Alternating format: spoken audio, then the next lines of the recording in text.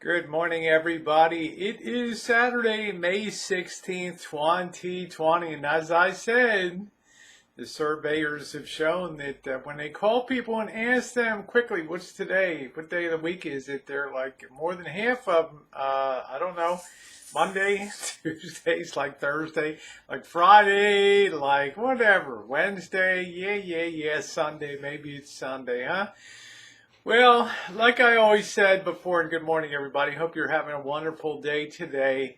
Imagine if you could go back in time to March and like the French do it. They shut down for the month of August, and how much more enjoyment if we could have had a little more preparation and a little more it's coming down the pike, and how much better off we might have been in terms of not going nutty at home. And I think mental health issues are the next thing that's coming along with this COVID-19. And I think we've reached a point in the country where we're going to get out there and start doing stuff and take our chances with the Cornholio virus. So wish us all the best out there. This morning, recently in Las Vegas, I met the wonderful Monkey Boy, Army Ranger, just an extraordinary individual. And he was very inspirational to me because I think we're about near the same age. And he's in excellent shape, and he's a person who really cares about what he puts in his mouth and his diet. And he's always on the go, working hard, and he's always very focused and on health. And I really appreciated that. It's kind of a rarity to find somebody around our age, and he was very inspirational to me. So I've been checking in with him about dietary changes and things. I'm happy about the way I look. I like to feel better and like to feel healthier on a daily basis. And recently in this lockdown, especially the first 6 weeks or so, I was given to the bakery comes and they drop all of this free bread in the neighborhood. And the first day it was stuffed in my hand by an old Mexican woman, and it seemed like she was there every time I went by. And she would stick another loaf in my hand, and I would bring it home, and in a day or so, I would polish that off. And I'm thinking, I'm eating too much bread here. Okay, this is not something that I really do. So in talking with Monkey Boy and understanding that he was Mr. California and he's trained hundreds and hundreds, if not thousands, of people over the years, as he said, from porn stars to princesses to get into tip-top shape. You know which side I come down. Anyway, he suggested that don't so much look at calories. Understand what you're putting into your mouth in terms of whether it's fatty, whether it's carbs, things like that. And make a note of what you're eating. So I cut over on Monday to, today's Friday. Yesterday morning, I started in earnest this diet where I've upped my meat. I know I picked the worst time to pick meat. I've had a heck of a time. I actually was able to snag some pepperonis for my salad yesterday and some sausages and things like that. There's not really prime meats out there right now.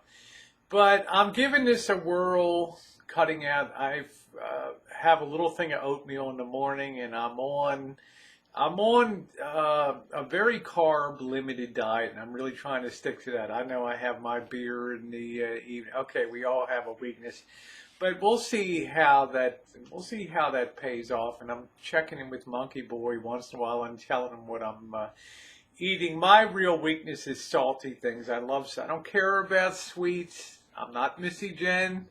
Missy Jenn likes sweet things. I like things that are on the salty side, and Jen has that tooth for chocolates and stuff like that. So salty snacks tend to be high in fat and carbs. Don't eat a lot of them, but if you drop a bag of Doritos down in front of me, I'm probably going to do half the bag.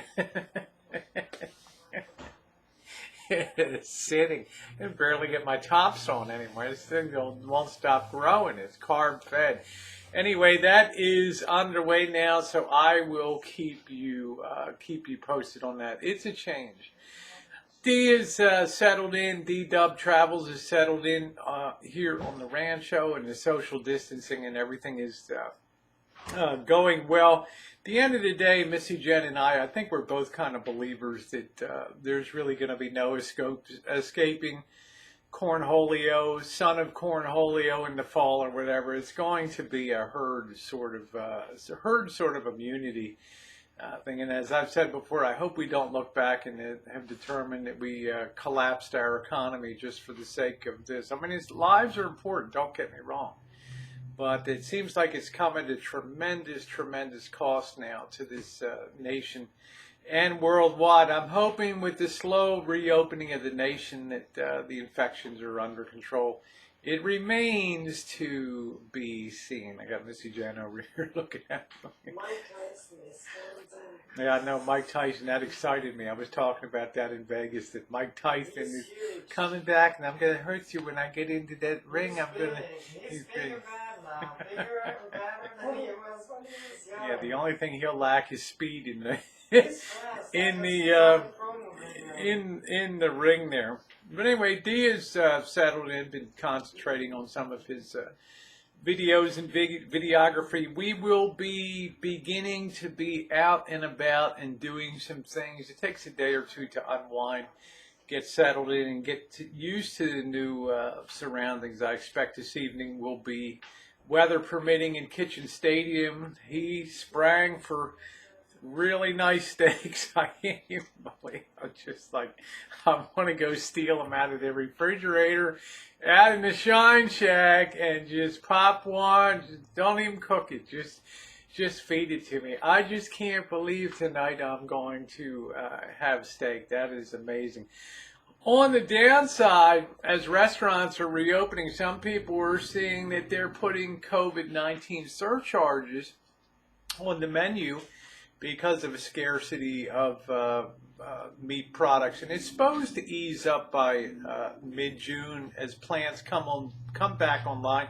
Hopefully, there won't be reinfections and things like that, but it's all part of the whole thing of the gears of the economy being sort of locked up and not meshing, right? And that's really the last thing that restaurants needed, was to push menu prices higher in the face of incredibly diminished demand here. So we'll see how that works out when all is said and done. We're staying healthy here. I will be doing a garden update. We have had sprouted seeds here, and our tomatoes are doing well, peach trees, and all of the things are doing well here on the Rancho, and I know people like to see that on a weekly basis. If you haven't seen it, please check out. I changed out the battery in my XP15 top-of-the-line Dell 4K computer that I was lucky enough to snag off of Craigslist a couple of years ago, and I really loved that unit. But that touchpad started rising off the surface week after week like it was possessed. Finally came to find out that a swollen battery pack was raising that, and I changed that out. You might enjoy seeing that on the Rosie Murphy channel. Finally, if you've enjoyed, the cinematic videos for Las Vegas have been completed. I'm still thinking in my head and putting thoughts in my head about the future. I still remain very hopeful about things, and I think that's the key thing. I just worry about the time frame between now and when things reach a point where they're sustainable and there aren't more business losses. A lot of people have enjoyed the cinematic videos. If you have, share them out on your social media. I really do appreciate it. I put a lot of time and effort into that. That's something that I really have a passion for. It's not work for me, except when I'm squinting, looking at the little phone, trying to do my editing in the phone. But I hope that you see, people have asked me, should I get this camera? Should I do that? I want to start doing cinematic videos. I want to do YouTube more from a point of view of videography and cinematography. I'm looking at this. you know, Fujifilm X-T4 or $1,500 just for the body. What do you use? Well, I'm going to tell you once again, it's not really the camera itself. Okay, in my opinion, and I think Missy Jenn has shared the same opinion with me, the subject matter that you cover and a few tricks of using simple gear, and you can achieve good results, good musical selection, good editing. In other words, it's not the amount of money you spend. It's the camera can be an incidental thing, and you can still pour out good quality videos with just using what you have. As the great Ernest Hemingway once commented, that freedom is the enemy of creativity, and I would add something like that: unlimited funds are the enemy of creative videography and cinematography. There's always people pushing for the next camera. Then I'm not saying I would like to get a good camera just for cinematography. But when you're limited budget-wise on things like cameras, it forces you to be much more creative. And in that creativity, I think you find much more self-satisfaction of doing good things with low-budget gear. So I'm really very helpful for that. Plus, I can't make a phone call with my with a nice camera, right? Do a lot. Thank you, Samsung Galaxy. On that, that's just a little update from the Rancho for a Saturday morning. Content is going to start ramping up again. I have completed Las Vegas except for one wrap-up commentary. So I want to thank you guys for being along, and yeah. Stay safe out there.